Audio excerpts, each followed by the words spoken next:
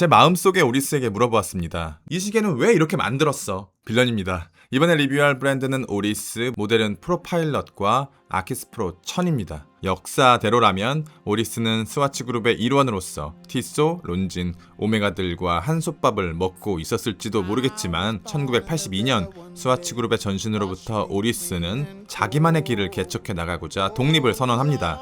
오리스는 현재까지도 그룹 소속이 아니고 동시에 상장되어 있지 않아서 사전적 의미로는 독립 브랜드입니다. 하지만 우리가 흔히 말하는 독립 브랜드와는 느낌이 조금 다르죠. 메이저 브랜드와 독립 브랜드 그 경계에 서 있으면서 그것들의 장점과 단점을 골고루 물려받았다고 생각하고요. 메이저 브랜드라서 할 수 없는 것을 할 수 있고 독립 브랜드라서 할 수 없는 것을 할 수 있습니다. 오리스는 자기가 하고 싶은 것을 해요.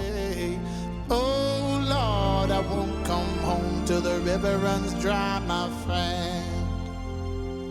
저는 군용시계를 워낙 좋아하다 보니까 전쟁 기반의 파일럿 워치는 당연히 여럿 경험해봤고 가지고도 있습니다. 그런데 쑥스럽게도 파일럿 워치라는 그릇의 크기를 너무 작게 보고 있었던 것 같아요. 세계대전 기반의 영국의 RAF, 독일의 BULEN 타입 A와 B, 미국의 A11도 있지만 파일럿 워치라는 게 군용 베이스만 있는 게 아니더라고요. 초기 민간항공을 베이스로 만들어진 파일럿 워치도 존재하고 항공의 발전과 함께 진화한 모던 파일럿 워치도 존재하거든요. 전자는 비크라운, 후자는 프로파일럿, 오리스는 둘 다 가지고 있습니다. 41mm의 사이즈, 11.7mm로 두께는 얇아요. 49mm로 러그 투 러그는 보통 파일럿 워치의 러그 디자인이 좀 길게 나오는 편입니다. 20mm 러그, 135g, 410만원, 칼리버 733-1, 41시간의 파워 리저브, 10바, 100m 방수. 프로파일럿을 보고 이렇게 생각했어요. 이거 어떤 시대, 어떤 모델을 레퍼런스로 만들어진 거지? 분명히 파일럿 워치이면 확실한데 아무리 찾아봐도 비슷한 걸 못 찾겠더라고요. 특정 전쟁사, 어떤 레퍼런스나 히스토리, 그것들을 재해석하거나 복각한 게 아닙니다.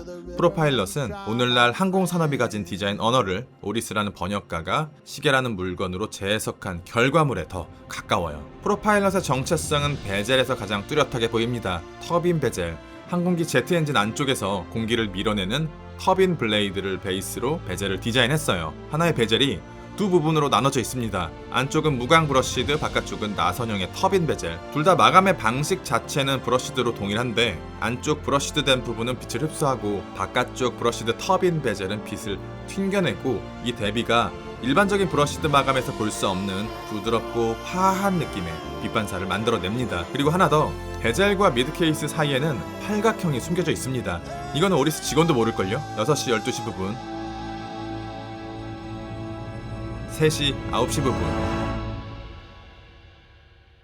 그리고 나머지 부분에 아주 미세한 틈을 서로 다른 디자인의 형태로 구현해 놨는데 이게 팔각의 띠를 만들어내면서 일종의 피니싱으로서 역할을 수행해냅니다. 이런 건 저는 처음 봐요. 파일럿 워치임에도 빈티지한 폰트, 인위적인 에이징, 군용각인 이런 건 전혀 찾아볼 수 없고요. 샤프한 컬러, 하이테크적인 느낌, 미래적인 폰트도 없습니다. 아라빅 아플리케 인덱스 폰트는 매우 현대적이고 독특하게 이 작은 인덱스 위에는 방향성이 있는 브러쉬드 마감이 발려 있어서 빛이 들어가지 못하면 블랙, 빛이 도달하면 연한 그레이로 케이스 색상과 비슷한 색감으로 변하게 됩니다. 다이얼의 질감도 되게 독특해요. 오돌토돌한 질감인데 딱딱한 느낌이 아니라 포근한 우레탄 폼, 그것과 비슷하게 부들부들한 질감의 다이얼이고요. 시멘트 색감과 부드러운 질감이 만나면서 다이얼 안쪽으로 들어간 빛을 완전히 흡수해버리는 것 같습니다. 그리고 12시 마커, 핸즈, 네이밍을 다이얼 색감과 대비되는 연한 주황색으로 마킹했어요. 말씀드린 대로 오리스는 독립 브랜드예요.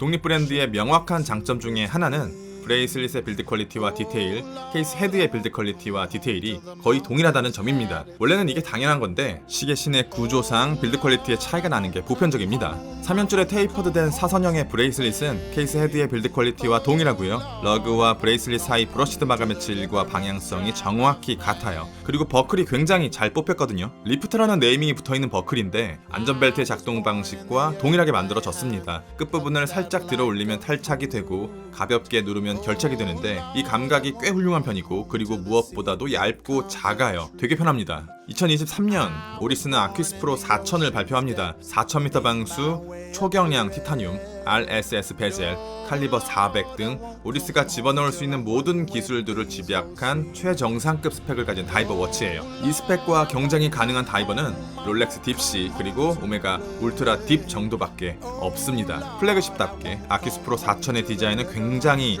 예쁘거든요. 그런데 이 미친 스펙으로부터 오는 거대한 부피감이 데스크 다이버 워치로 활용하기에는 무리가 있어 보였는데 에커스와 에커스 프로 4000 이 사이 간격을 메꿔줄 수 있는 새로운 다이버 워치를 하나 만들어줬습니다. 49.5mm의 큰 사이즈, 16.6mm의 두께, 56mm의 러그트러그, 26mm 러그, 151g의 무게, 590만원, 칼리버 733-1, 41시간의 파워 리저브, 티타늄 케이스에 그레이 PVD 코팅이 입혀져 있습니다. 양면 무반사 코팅이 발린 도미형 사파이어 글래스, 헬륨 배출 밸브가 미드 케이스 속에 들어가 있고요. 100바 1000m 방수입니다. 아퀴스는 조금 독특한 사이즈 정책을 가지고 있습니다. 기본 사이즈가 43.5mm인데요. 보편적인 다이버 사이즈에 비해 아퀴스가 유독 큰 편이죠. 이건 아퀴스만의 독특한 설계를 고려해야 하는데 시계의 전체 사이즈와 다이얼 사이즈 배분이 조금 독특합니다. 다이얼 사이즈가 상대적으로 조금 더 크게 설계되었어요. 그래서 아퀴스의 러그는 짧은 편이고 이 러그가 브레이슬릿의 엔드링크 역할을 동시에 수행해요. 일체형 시계는 분명히 아닌데 브레이슬릿이나 러버와 마치 한 몸인 것처럼 설계되어 있어서 재원상 사이즈의 2에서 3mm 정도는 더 빼야 우리가 생각하는 일반적인 다이버 워치 사이즈가 나오게 됩니다. 그래서 일반적인 다이버 워치였다면 17cm의 손목 둘레 위에 49.5mm라는 다이버 워치의 사이즈는 착용이 불가능했겠지만 아퀴스 프로는 아슬아슬하게 손목 위에 올라옵니다. 제 시각에서 타인의 시각에서 조금 더 멀리 저는 아퀴스 프로 1000을 보면서 가장 궁금했던 건 이거였어요. 이걸 도대체 왜 만들었지? 솔직히 말해봅시다.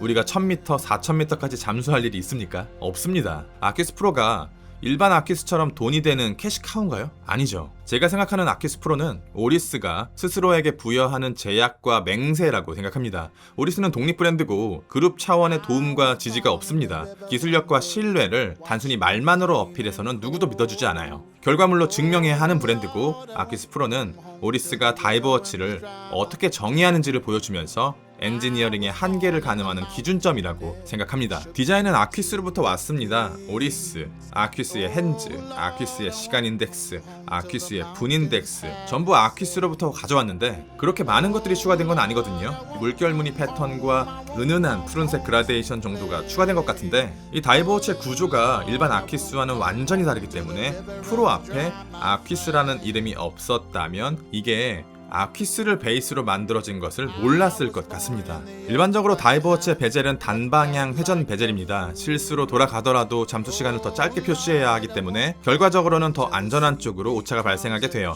그런데 오리스는 이것조차 허용하지 않았어요. 기본 상태에서는 베젤이 잠겨 있어서 절대 돌아가지 않습니다. 오직 인간의 의도가 더해진 상황에서 베젤을 당겨 열린 상황에서만 단방향으로 돌아가게 됩니다. 이 독특한 베젤 시스템을 구현하기 위해서 다른 다이버에서는 볼 수 없는 6개의 나사가 존재하고 베젤 디자인의 일부분이 되어 있어요. 케이스는 여러 조각으로 구성된 티타늄 소재로 만들어졌습니다. 그래서 헤비 다이버 워치 대비 가벼운 무게를 가지고 있고 이 티타늄 위에 회색 PVD 코팅이 입혀져 있어요. 헤비 다이버 워치들은 통짜 케이스, 모노블럭 케이스를 쓰기도 합니다.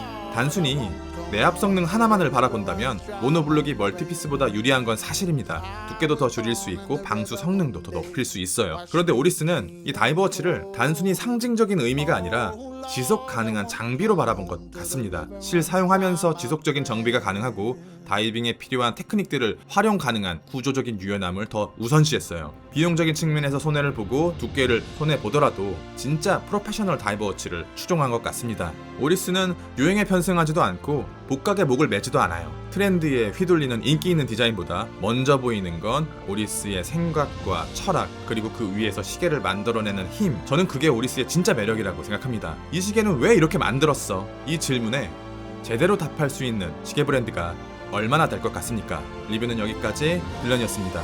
감사합니다. 오리스에서 여러가지 이벤트들을 진행합니다. 업스타일링 캠페인, 사은품 증정, 크리스마스 선물 특별 프로모션, 추가 금액 할인. 이벤트별로 내용이 다르고 일정이 다르기 때문에 한번 확인해 보시고 구매에 참고하셨으면 좋겠습니다.